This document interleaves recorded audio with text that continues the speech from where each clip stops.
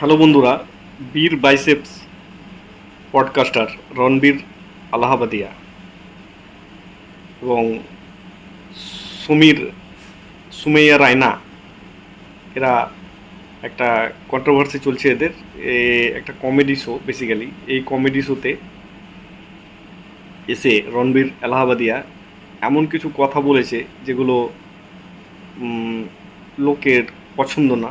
Public খুব গালাগাল দিচ্ছে এবং তিন চারটে স্টেটের যে চিফ মিনিস্টার তারা এর রণবীর এলাহাবাদিয়া এবং এই যে সময় রায়না আরও দু তিনজন আছে তাদের বিরুদ্ধে এফআইআর দর্জ করিয়ে দিয়েছে।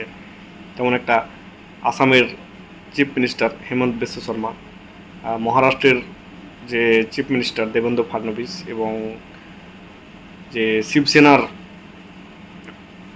কিছু এমপি আছে তারা এই রণবীর এলাহাবাদিয়ার বিরুদ্ধে এফআইআর দর্জ করিয়ে দিয়েছে।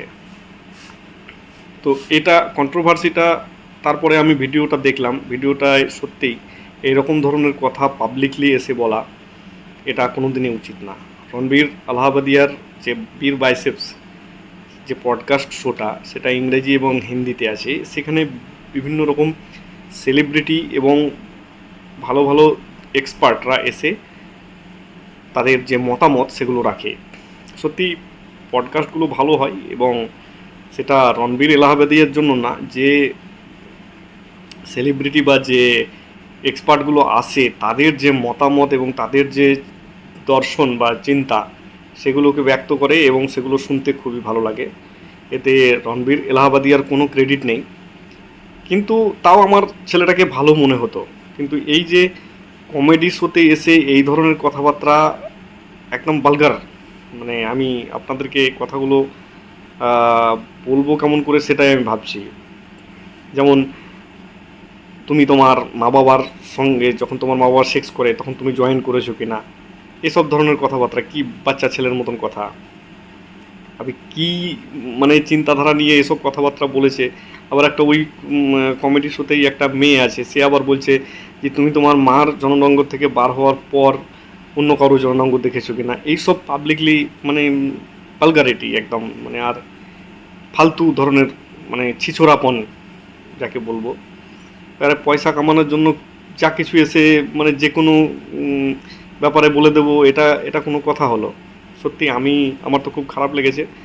আর এর জন্য রণবীর আলাহাবাদিয়া এই কন্ট্রোভার্সি বাড়ার পর পাবলিকলি এসে ক্ষমা চেয়েছে, কিন্তু ব্যাপার হচ্ছে ভাই, এখন ক্ষমা চেয়ে কী হবে? আব পস্তায় হোত ক্যা জব চুড়িয়া চিড়িয়া চুগ গই ক্ষেত। আমার কথা হচ্ছে যে এখন পস্তিয়ে কী হবে, যখন বলার সময় তোমাদের জ্ঞান ছিল না যে এইসব ধরনের কথাবার্তা। আর এগুলো তুমি কোথায় এসে বলছো? তুমি সোশ্যাল মিডিয়ার পাওয়ার জানো না? সবাই ভিডিওটা দেখবে আর এই ভিডিওটা তুমি এইভাবে বানিয়ে দিয়েছো, যা কিছু কথা আছে বলে দিয়েছো, মানে মানে একদম ছাবলামো। কী ভেবে কথাটা বলেছিলে? তো সত্যি এটা খুব দুঃখজনক। আর আমি বলবো এদের বিরুদ্ধে এমন স্ট্রং অ্যাকশান নেওয়া হোক যাতে আগে কেউ সাহস না করে। আরে যে কেউ এসে এই কিছুদিন আগে একজন কমেডিয়ান সে এসে বিভিন্ন রকম হিন্দু দেবদেবীর ব্যাপারে বলছিল। সোশ্যাল মিডিয়াতে আছো, অ্যাক্টিভ আছে বলে যা কিছু তাই বলবে আর তোমার কথা সবাই শুনে নেবে, এটা তো হতে পারে না না। তো এতেও একটা যেমন সেন্সর বোর্ড দরকার, যারা এই সব কিছু দেখে বিচার করবে যে হ্যাঁ এটা পাবলিকলি পোস্ট করা যায় কি না যায়, তারপরেই এগুলোকে পাবলিকলি পোস্ট করা দরকার।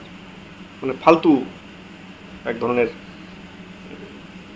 জেনারেশন আছে বা লোক আছে বা এই সব কমেডিয়ান বা পডকাস্টার আছে, তারা সামান্য সস্তার পাবলিসিটি পাওয়ার জন্য এইসবগুলো করতে থাকে। তো এখনও পর্যন্ত ওটা অ্যাভেলেবল আছে, আমি যতটা জানি সেটা গিয়ে দেখতে পারেন আপনারা, যে কমেডি শোটাতে এসে কী ধরনের কথাবার্তা, কী ধরনের বলগারিটি এরা ফেলিয়েছে।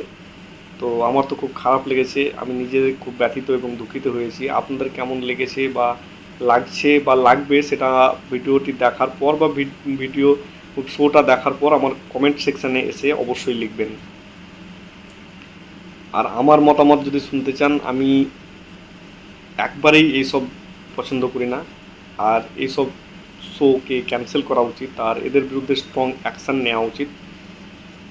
রণবীর আলাহাবেদিয়া যে কেউ যেই হোক, সে যেই হোক, তার বিরুদ্ধে, তার এগেনস্টে সখ্ত সে সখ্ত কারবাহি হওয়া উচিত। তো আজকের মতো এখানেই রাখছি বন্ধুরা, দেখা হবে নেক্সট ভিডিওতে। বিমল চ্যাটার্জি, নমস্কার আপনাদেরকে।